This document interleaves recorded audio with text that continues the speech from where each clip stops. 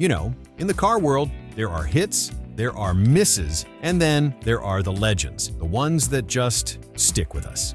And today, we're talking about one of the all-time greats, a car that's been both a high-tech flagship and a beautiful failure, twice. I'm talking, of course, about the BMW 8 Series. So grab a coffee, get comfortable, because this is everything you need to know about the 8 Series. All right, we need to go back, way back, to 1989. Now, here's the first thing you need to know, and it's super important. The original 8 Series, the E31, was not a replacement for the old E24 6 Series. Everyone thinks that, but nope. The 6 Series was a great 6-cylinder coupe. The 8 Series? This was BMW kicking down the door to the high-end luxury party. They spent over 1.5 billion Deutsche Marks on this car. They were taking a direct shot at the Mercedes S-Class Coupe. This was a new flagship, a new class of car for them, packed with V8s and, for the first time, a V12.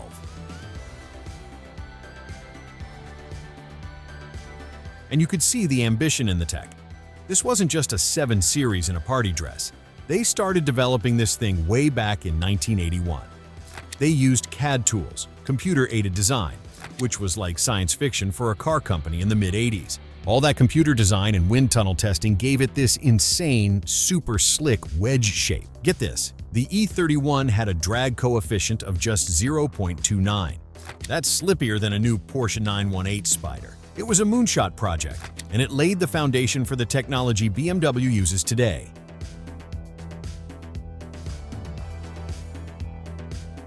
But look, let's be real. The E31 is, hands down, one of the most beautiful BMWs ever made. It has two of the greatest design features of all time. Number one, pop-up headlights. We all love them. They're just plain cool. And number two, the pillarless profile. You hit the window switch and all the glass on the side disappears. There's no B-pillar. It just creates this one huge, open, sleek shape. It's pure, it's elegant, and it still looks futuristic today.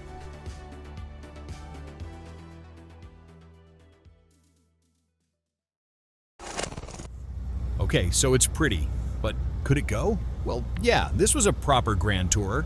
It was all about V8s and V12s. It launched in 1990 with the 850. This was the big kahuna with a 5-liter V12, the M70 engine, basically two of BMW's silky inline sixes glued together. It had 300 horsepower, and get this, you could get it with a 6-speed manual, a V12 mated to a 6-speed manual. That was a world first.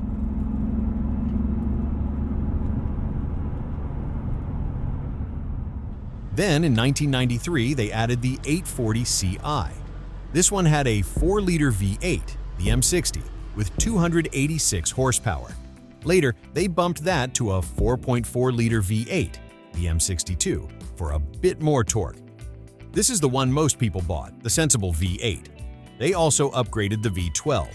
The 850 was renamed the 850 Ci, and in 1994 it got a new 5.4-liter V12, the M73, with 326 horsepower for a bit more punch. But there was one more, the special one, the one that was secretly an M car. This is one of my favorite secret car stories. While BMW was launching the 850, the engineers at the M division were in a secret windowless room somewhere cooking. They looked at the 8 Series and thought, this is a great GT, but what if it was a Ferrari killer? So, top secret, they built the E31 M8 prototype.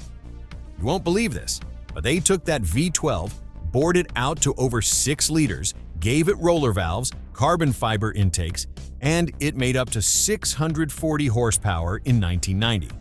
It had carbon fiber wheels, a manual gearbox, and weighed 880 pounds less than the standard 8 Series. It was bright red, had no pop-up headlights, and was designed to go over 185 miles per hour. So, what happened? Why can't you buy one? Well, the 8 Series was already crazy expensive, and BMW's management just got cold feet. They killed the project. They literally locked the only one in a secret garage and denied it existed for 20 years. But that beautiful engine didn't die. It lived on in two cars. First, it became the basis for the S72 engine, which powered the legendary McLaren F1. Second, they did get to make a production 8 series. They just couldn't call it an M8. Instead, it was badged as the 850 CSI.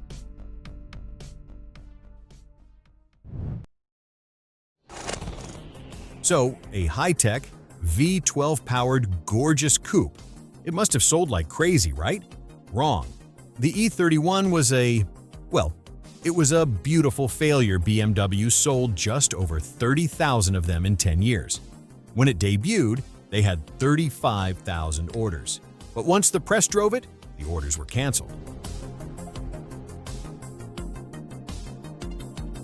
Here's what I think. 2 big problems. First, the timing was terrible. It launched right into a Gulf War, energy prices spiked, and a $100,000 in 1989 money for a V12 gas guzzler was the last thing anyone wanted. But the second, and I think the bigger problem, let's call it E31 syndrome. The car looked like a lightweight Ferrari fighting sports car, but it wasn't. It was a Grand Tourer. It was heavy, weighing over 4,000 pounds. Reviews at the time were brutal. They said the 300 horsepower V12 was not that impressive for a V12. The ride was too firm for a luxury car, and the steering was too light and vague for a sports car. It was a rolling showpiece of tech, but it didn't know what it wanted to be. And for $100,000, that's a problem. So, in 1999, BMW quietly pulled the plug.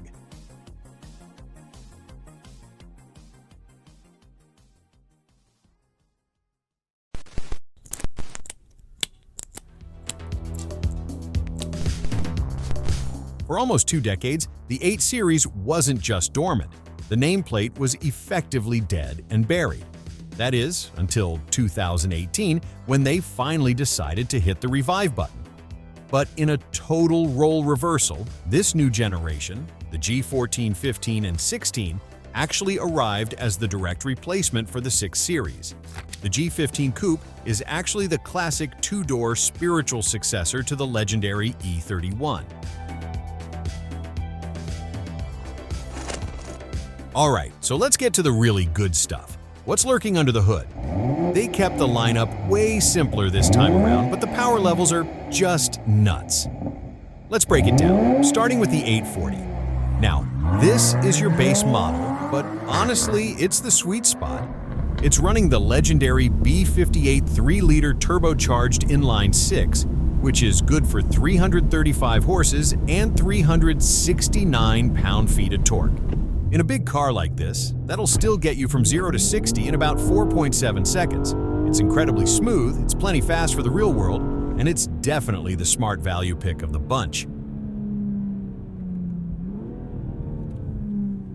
But if you're the kind of person who just needs that V8 rumble, that's where things get serious. You step up to the M850i. This is the muscle GT of the lineup. It packs a 4.4-liter twin-turbo V8 that absolutely hammers, putting down 523 horsepower and a massive 553 pound-feet of torque. Because it's got all-wheel drive, it just hooks up and goes, hitting 60 in just 3.5 seconds, and then there's the final boss, the M8 competition. This is the full-fat, no-compromise M car, the one the original E31 could only dream of being. It uses a high-strung version of that V8, cranking out 617 horsepower and that same 553 pound-feet of torque. The 0 to 60 time? You better sit down for this. 2.5 seconds. That is faster than a Ferrari F40. It is just pure, unadulterated, face-melting speed.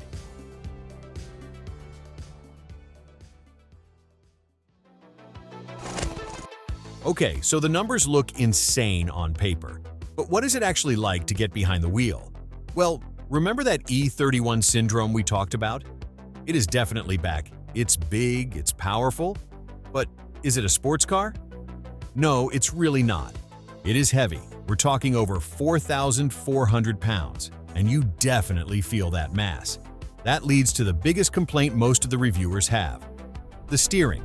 It's dull, numb, and vague.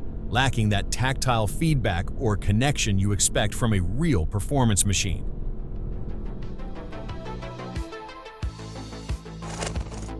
It seems history is cruelly repeating itself because it has also turned out to be a sales flop.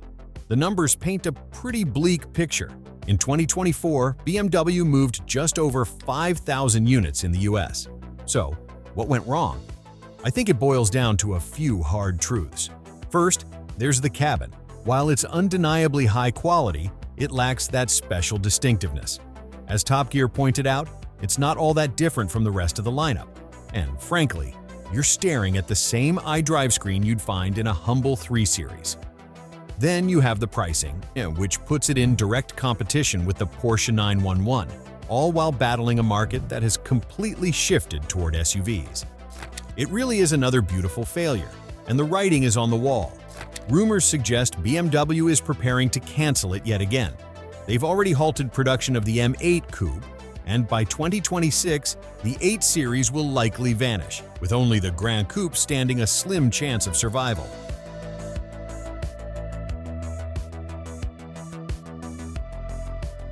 So, there you have it. It is a beautiful, high-tech, and incredibly fast GT, yet it remains too expensive and misunderstood. But honestly, who cares? Smash hits are boring. It's the beautiful failures that we truly fall in love with. And I, for one, am absolutely in love with the 8 Series. Thanks for watching, and let me know what you think in the comments.